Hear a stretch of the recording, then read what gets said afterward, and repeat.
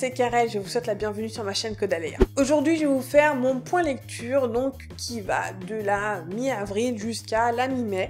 Je vais vous parler des livres que j'ai lus et des livres que je suis en train de lire. Alors la dernière fois, je vous quittais avec ce livre tout de jaune vêtu. Donc il s'agit de Qui a tué le Dahlia noir de Stéphane Bourgoin. Donc je vais pas forcément trop m'attarder là-dessus puisque je vous invite non seulement à voir cette ancienne vidéo puisque j'en parle quand même un petit peu pas mal, j'ai envie de dire. Et je vous enclin aussi à aller peut-être lire la chronique que j'ai faite sur mon blog. Vous pouvez me trouver à codalea.wordpress.com. Et si vous voulez pas aller forcément taper avec vos petits doigts, il y a tous les liens qui sont là en dessous.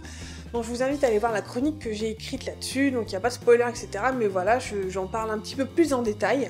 Donc c'est une enquête de Stéphane Bourgoin, donc le spécialiste français des serial killers, pour savoir qui est, selon lui, le meurtrier du Dahlia noir. Donc c'est un meurtre qui a un peu défrayé la chronique dans les années 40 à Hollywood, et il nous dépeint un petit peu toutes ces hypothèses, nous explique qui selon lui nous apporte des preuves et comme je vous disais, des hypothèses sur qui est selon lui cet homme. Donc c'est un livre qui n'est pas forcément à mettre dans toutes les mains puisque voilà, il s'agit de faits réels qui concernent des meurtres assez sanglants, assez sordides et assez violents. Donc il y a pas mal de détails, c'est pas non plus des fois super facile à lire, et en plus il y a plein de photos d'archives en fait de l'époque, de l'autopsie, et puis des journaux aussi de l'époque qui un petit peu remettent dans le contexte toute cette histoire. Donc c'était très très très intéressant, mais voilà, à lire en connaissance de cause. Ensuite j'ai continué avec ce livre-ci, donc c'est Bienvenue à Night Vale de Joseph Fink et Jeffrey Cranor, c'est aux éditions Brajlon. Ce livre-ci fait partie du partenariat que j'ai avec Brajlon depuis le début de cette année. Pour tout vous avouer, voilà, je n'ai pas encore fini, je suis assez lente comme lectrice. Je n'ai pas terminé, mais sincèrement, je ne sais pas encore trop si je vais le terminer tout de suite. Vous pourrez quand même trouver ma chronique de ce livre-ci, même si je ne l'ai pas fini, parce que voilà, ça va juste, en tout cas, donner mon avis à cet instant T. Voilà, j'en suis à peu près aux 2/3, grosso modo. Que dire donc? Pour ceux qui ne connaissent pas, c'est un livre qui est tiré du podcast Welcome to Night Vale, qui est un podcast un petit peu indépendant, où ça se passe dans une ville fictive, donc Night Vale aux États-Unis, donc une ville qui est entourée d'un désert, et c'est une ville où il se passe des trucs très très étranges. Je ne dis que ça. Les deux Gus là, donc Joseph Fink et Jeffrey Cranor, sont les créateurs du podcast. Donc bienvenue à Night Vale, donc c'est tiré du podcast Welcome to Night Vale que vous pouvez trouver très facilement sur internet. Il est disponible en anglais, et il y a aussi une équipe de fans français qui ont fait une version donc traduite française qui est donc, je crois que c'est Bienvenue à Val-Nuit. Oui, c'est ça, Bienvenue à Val-Nuit. Que je vous conseille fortement d'écouter avant de lire ce livre, parce que si vous n'êtes pas préparé, je doute que ce livre vous plaise. Ce livre, c'est quand même une expérience de lecture. Je tiens à le signaler parce que je pense que si on n'est pas préparé, c'est quelque chose qui justement pourrait vous déstabiliser au point de lâcher ce livre au bout de 10 pages. Donc je vous conseille vraiment d'écouter quelques épisodes du podcast pour vraiment vous rendre compte un petit peu, vous mettre dans le bain pour vous rendre compte de ce que c'est, parce que ce livre est une expérience. Night Vale est une expérience en tant que telle, puisque non seulement ce qui décrivent le quotidien de cette ville, Night Vale, est vraiment tiré par les cheveux. On est dans de la conspiration, des trucs surnaturels. On est des fois franchement à la limite du surréalisme, mais dans le sens vraiment pur du surréalisme. Voilà ce que vous avez appris à l'école sur le surréaliste. Comme un petit peu, imaginez, vous faites un cadavresque, c'est-à-dire, vous savez, quand vous commencez à écrire un début de phrase, vous pliez, vous le passez à votre voisin qui écrit la suite de la phrase, mais qui ne sait pas du tout ce que vous avez écrit, etc. Ça donne des phrases sans ni queue ni tête, en fait. et vous avez quand même quelque chose qui ressort presque poétique voilà, de cette expérience-là. Bah, c'est un petit peu ça, Bienvenue à Night Vale. Je comprends tout à fait qu'il est complètement désarçonné certaines personnes qui, je pense, n'étaient pas assez bien préparées. Voilà, on est dans une expérience de lecture que moi, je n'avais jamais expérimentée jusqu'à maintenant. Je ne pourrais pas vous dire si j'ai apprécié ma lecture, parce que je trouve que comment dire, je trouve que l'intrigue se traîne un petit peu et voilà, j'ai eu du mal à accrocher à l'intrigue. Par contre, justement, cette expérience de lecture qui est vraiment très très particulière, c'est quelque chose que j'ai vraiment beaucoup apprécié parce que je n'ai vu ça nulle part ailleurs en fait.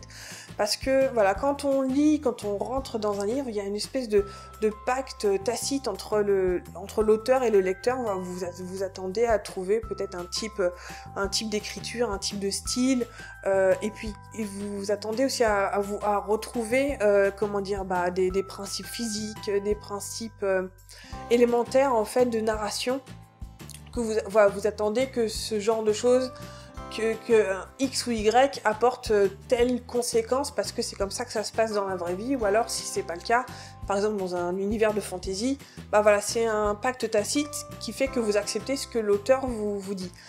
Là, voilà, il y a ce côté-là où il faut accepter ce que l'auteur écrit, même si ça n'a aucun sens. Et voilà, c'est en ça où c'est une expérience de lecture et de lecteur qui est un petit peu unique. Je pourrais pas vous dire grand-chose de plus, je sais pas si j'aurais peut-être un peu titillé votre curiosité, ou votre attention peut-être. Maintenant, cela dit, sincèrement, je ne sais pas si je vais continuer à lire. J'aimerais bien finir de lire. Maintenant, je suis un petit peu prise du coup par un autre livre en ce moment, mais voilà, ce livre-là a été un petit peu plus difficile à lire puisque au début j'y allais avec plaisir et puis petit à petit j'y allais avec moins d'entrain.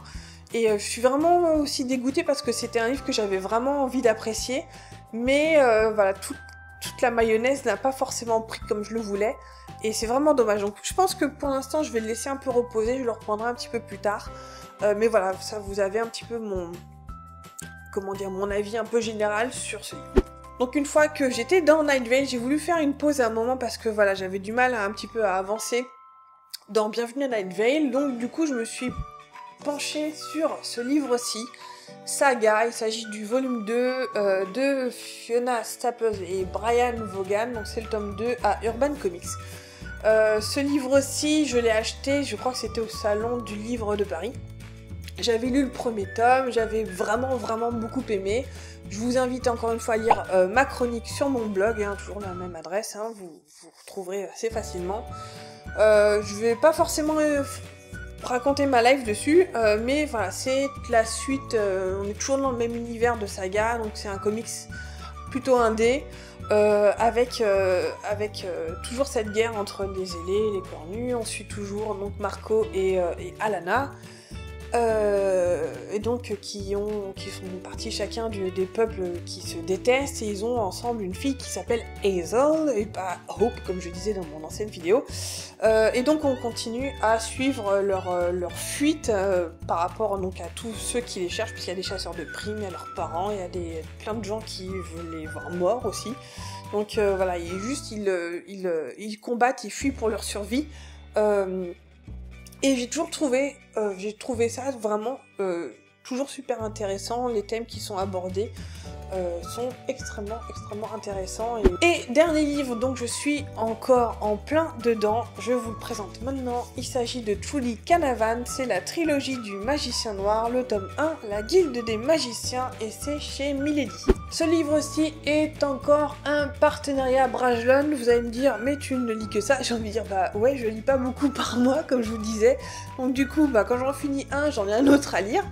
Bref, Trudy Canavan, pour l'instant j'en suis qu'au début. Où est-ce que j'en suis? Je suis pas à la page 140, j'ai lu une quarantaine ou une cinquantaine de pages. Pour l'instant, j'aime beaucoup. On est dans une saga de fantasy, je dirais, un petit peu plus classique. Donc on est loin de ce que j'ai lu juste avant. Et c'est peut-être ça qui fait que voilà, c'est une lecture qui est un petit peu plus fluide et un peu plus abordable, largement plus abordable que Val-Nuit, enfin que Night Vale, pardon. Voilà, je pense que je vous en parlerai un petit peu plus la prochaine fois dans mon prochain point lecture, parce que je pense que je l'aurai fini d'ici là. C'est ainsi que se termine mon point lecture du mois de avril-mai, j'espère que ça vous aura plu. Encore une fois, si vous avez des questions concernant les bouquins que je viens de vous présenter, si vous les avez lus peut-être, si vous vous tâtez pour certains, n'hésitez pas à me laisser un petit commentaire, j'y répondrai avec grand plaisir. Sur ce, je vous souhaite de bonnes lectures, une très bonne soirée ou une très bonne journée, un très bon week-end, tout ça. Et je vous dis à la prochaine dans une nouvelle vidéo. Ciao!